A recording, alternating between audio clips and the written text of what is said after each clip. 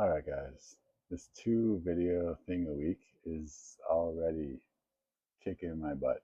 Ugh, I don't know if I'm going to be able to pull this off, but I'm going to give it a try.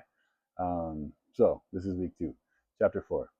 Chapter four in the book, Swimming Backwards, Upside Down, is actually super important and super easy.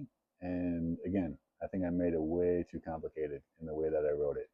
Basically, one of the premises that is super important in the book is that each of us is kind of living two different lives.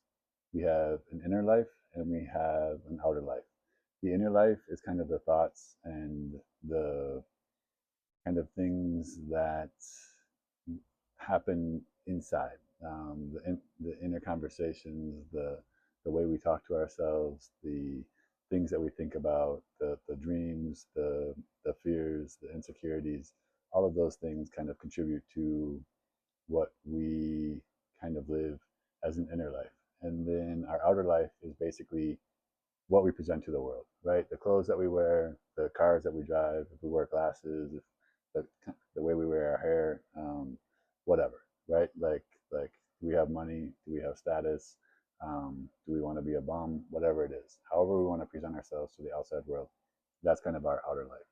And basically, the whole idea of chapter four, and really something that's really prevalent and really important for the rest of the book, is simply that if your inner life and your outer life line up fairly closely, like I don't think that they're ever going to be 100% in line with each other.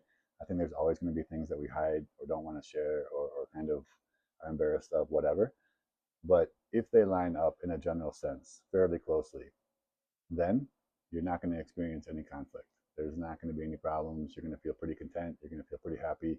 You're going to feel that life is pretty easy and there's real no worries, right? Um, Things are generally pretty good.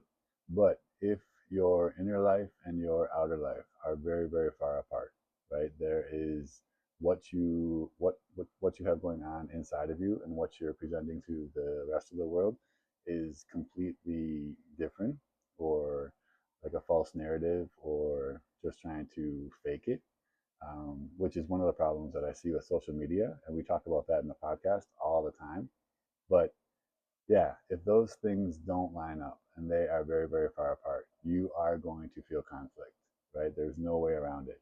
If what you feel on the inside and what you present to the outside are not in correlation, are not in congruence, that is going to cause friction. That is going to cause conflict. And the more conflict that you feel in your life and the less you are able to deal with that in an effective manner, the more kind of maladaptive coping mechanisms you are likely to create. And yeah, I mean, that's basically it. So if you want to feel more mentally, emotionally, spiritually, physically um, alive and well, and like just in a good place, simply line up your inner and your outer lives as much as is possible. And the more you get those lined up closer and closer together, the better off you feel. I can guarantee it. That is from personal experience, that is from seeing others go through the process. Um, that's that's a guarantee, a guarantee. And that's something that's so easy, but also proves to be almost impossible for most of us. So that's it. Chapter four in a nutshell. Um, yeah, I'm kind of liking this. So I hope you're liking it as well. Um, yeah, be kind, do some good things, make this world a better place. Um, Take care of each other, take care of yourselves. God bless, and I guess that's it. See you in the next one.